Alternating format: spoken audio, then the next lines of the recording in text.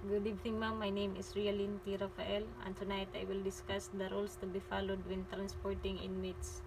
So, jail personnel shall not discuss with the inmate the transportation plans, schedule, or equipment to be used or adapted. So, dere nagpasabot nga ang jail personnel kuno or ang mga kawani sa prisuhan kinahanglan nga dili sila maghisgot kauban ang mga piniriso sa ilang plano mahitungod sa transportasyon nga ilang pagabuhaton or sa schedule or kung kanus kini mahitabo o usab dili po sila dapat makahibalo sa mga equipment nga kinahanglan gamiton sa maong pagbalhin. Second is inmate shall be notified of a trip only prior to departure and shall not be allowed to make any phone call. So dere ang mga piniriso kuno kinahanglan nga pahibaron lamang mahitungod sa ilang departure o dili tugutan paghimo sa bisan unsa nga tawag gamit sa ilang telepono or cellphone. Number 3, prior to movement transport, all escort personnel shall be given detailed instruction or their respective duties and responsibilities. So sa dili pa pagbuhaton ang pagbalhin sa mga maong inmates, kinahanglan nga ang tanang escort personnel hatagan sila og detalyadong instruction may tungod sa ilang tagsa-tagsa nga makatungdanan og responsibilidad isip kung unsa ilang angay og dili dapat pagabuhaton sa panahon sa pagbalhin sa mga maong piniriso. So whenever possible, transfer shall only be made during daytime. So kini kung mahimo kuno ang pagbalhin sa mga maong piniriso mahimuon siya sa panahon lamang sa adlaw. So likaya na ang pag-transport sa mga piniriso sa panahon sa gabi kay tungod kini delikado. So number 5, long distance transport of one or more inmates shall be escorted by a minimum of 3 escort personnel and a backup vehicle if available. So ang kadto kuno lagyo nga biyahe or ang lagyo nga destinasyon sa maong transportasyon sa usa or daghan man nga piniriso kinahanglan nga aduna ko ni kini escort sa labing gamay nga tulo or taas pa nga personnel o usa ka backup nga sakyanan kung anaa. Number 6, if possible, personnel from intelligence unit shall serve covered security by serving as advance party of the convoy and shall conduct road scanning of agreed route to detect any threat to the inmates and care escort while en route. So diri kung mahimo kuno ang mga personahe gikan sa jail intelligence unit magsilbi sila nga tago nga seguridad pinaagi sa pagserbisyo isip advance party nga nagkonvoy sa maong pagpahigayon sa road scanning or sa gikasabutan nga ruta paingon sa para mamatikdan nila ang kung unsa man ang mga hulga or unsa man ang mga threat sa mga maong piniriso. Kinahanglan nga dapat gid ni ay security kay para ma-maintain nila ang kuan samtang nagpaingon sila sa ilang destinasyon sa maong transportasyon. So next is when the most direct and shortest route to the destination shall be taken, no division shall be allowed except when security consideration requires otherwise. So diri nagpasabot nga ang kadto kunong pinakadirekta or ang pinakamubo nga ruta paingon sa destinasyon kinahanglan nga nilang agian ug sa walay pagtipas kinahanglan nga tugutan sila gawas kung ang nay konsiderasyon gikan sa seguridad nga nanginahanglan sila sa uban nga ruta. So using rented vehicle shall not be allowed when transporting inmates. So kani dili gini nga kaning kuan dapat kinahanglan nga ang katong vehicle nga ilang gamiton is kinahanglan gyud nga katong sa para gito sa mga inmates. So dili pwede nga mo plite or moabang kag sakyanan kay para gamiton nimo or ipasakay nimo dito ang mga piniriso para lang sa pagbalhin, so ginadili gina siya. Team leader of escort personnel must be equipped with a two-way radio and or a mobile phone. So ang mga leader sa maong grupo or sa mga personahe nga sa maong escort personnel kinahanglan nga adunay himan nga duha ka paagi sa mga radyo, kung dili man mao ang cellphone o mga telepono, kay para na sila'y contact or na sila'y monitor. Inmates under escort shall always be under the watchful eye of the escort personnel, while in the transit of the personnel shall stay close enough to the inmate to be available, respond effectively in the case of emergency. So diri kinahanglan ko na nga ang mga piniriso ubos sa maong escort, kinahanglan nga aduna sila'y pagbantay nga pagahimuon gikan sa mga personahe sa mga escort personnel.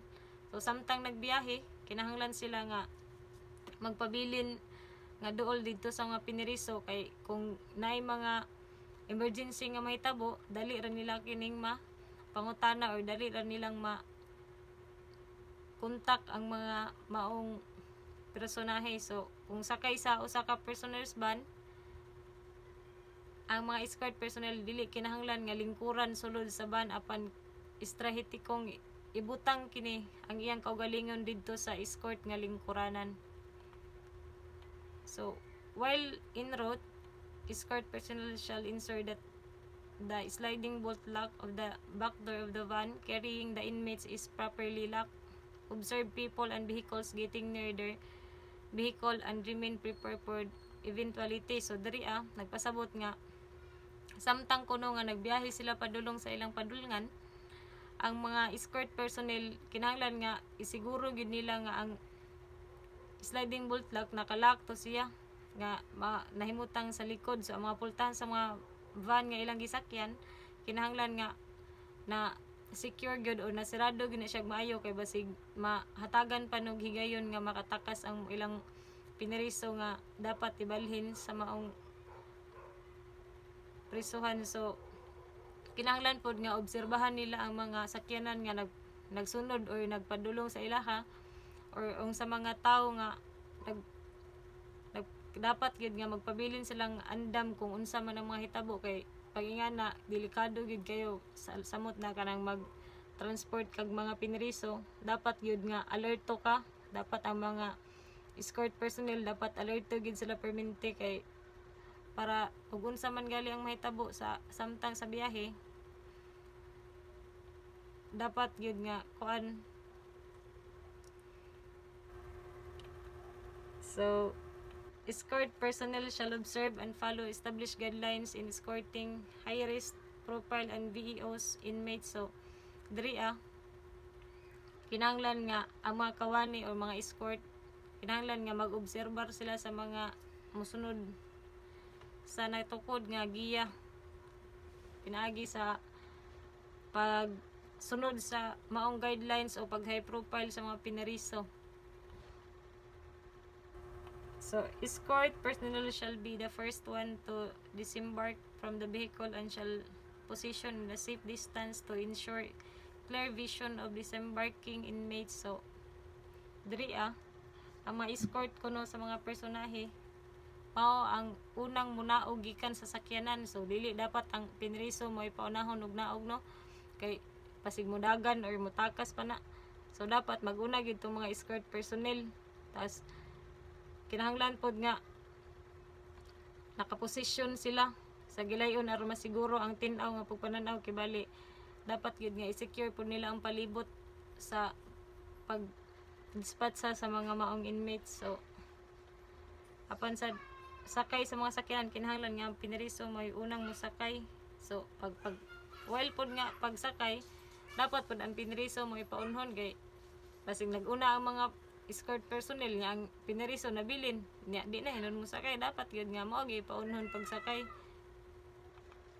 So number 14, escort personnel are justified in using deadly force to protect themselves and or the inmates from ambush or any deadly attack while in transport. So diri ang mga jail personnel dapat yun nga kabalo sila sa mga katong mga gamit nga o unsa tong mga deadly weapon kay para mapalipdan po nila ang ilang kaugalingon og isa pa ang mga piniriso gikan sa ambush kay ingana gyud dapat alerto ka kay dahil basig na mo risbak sa mga kagrupo sa mga piniriso or mga katong mga kaubanan or mga kadugo ba dapat gyud na po kay andam nga mga gamit kay para pangkontra po sa ila. So in case of an accident while en route, so escort personnel shall secure and observe the inmates inside the vehicle. So let them stay inside the vehicle as much as possible. Apply first aid to injured inmates when necessary while waiting for the law enforcement and emergency assistance. So diri kung nako na mahitabo nga kuan kanang aksidente or ang ilang gisakyan kay ma-disgrasya, kinahanglan nga samtang nagpaingon sa ilang biyahe, kinahanglan nga ang personnel or mga jail personnel kinahanglan sila nga magsiguro po pag-obserbar sa mga piniriso sulod sa sakyanan. Kinahanglan po nga i-apply po nila ang mga first aid sa mga katong in case nga ang mga inmates nga nasa sulod is nangasamdan, dapat po nga i-apply nila ang first aid kay para matambalan po or para matagaan po og pagtagad ang mga piniriso nga mga naagrabyado. So samtang naghulat sila sa rescue sa maong law enforcement o sa mga emergency assistance, so dapat nga sila say mo hatag og sila say magatiman sa mga maong piniriso sulod sa ilang sakyanan. In the event that radio or mobile phone communication is not possible, escort personnel may flag down any motorist, identify themselves as the motorist to notify the nearest law enforcement agency assistance. So diri kung dili mahimo ang komunikasyon sa radio o mobile phone kay tungod walay signal or unsa, ang escort or ang mga personahe mahimong mag-flag down sa bisan kinsang motorista. So pwede sila nga magpatabang, magpaila lang sila sa ilang kaugalingon ug mahangyo sa mga motorista o magpahibalo sa mga labing duol nga ahensya nga nagpatuman sa balaod alang sa tabang nga ilang kinahanglan. So in the case of minor serious vehicular problem that can be referred on the spot, escort personnel shall secure and observe inmates who shall remain inside the vehicle to the extent possible. So diri kung sa kaso kuno sa mga minor de edad nga nakakuan sila mga seryoso nga problema samtang nasa sulod sa sakyanan, kinahanglan nga ang mga escort or mga jail personnel magsiguro pud sila sa pag-obserbar sa mga piniriso. So dapat nga magpabilin sila dito sulod sa sakyanan kay dapat pod nga i-maintain nila og unsa gyud ang mga kahimtang sa mga inmates nga naa sulod sa ilang vehicle. So maximum security measures shall be observed at the times in providing escort to the high risk or high profile inmates and the BEOs following the ratio of 1:1 plus 1 escort. So ang kadto kunong pinakataas nga sukod sa seguridad kinahanglan nga bantayan sa tanang panahon. So dapat sila nga mohatag og kuan sa mga escort labi na sa tag-as nga risgo or katong mga high profile nga mga inmates bitaw kay sa mga nagsunod sa dapat na sila 1:1 escort. So isa ka inmates dapat na isa ka escort, dapat isa-isa gid sila bantay kay kani nga mga inmates daghan mo na ning mga dagko na kay mga kaso or mga dagko na kay patong sa ulo.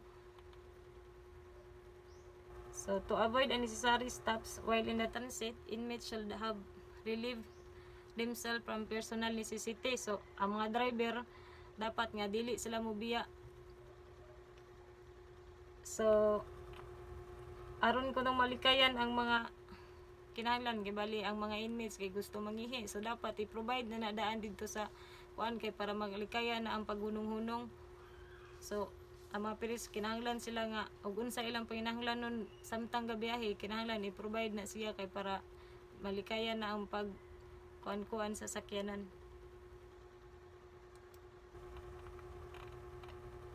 So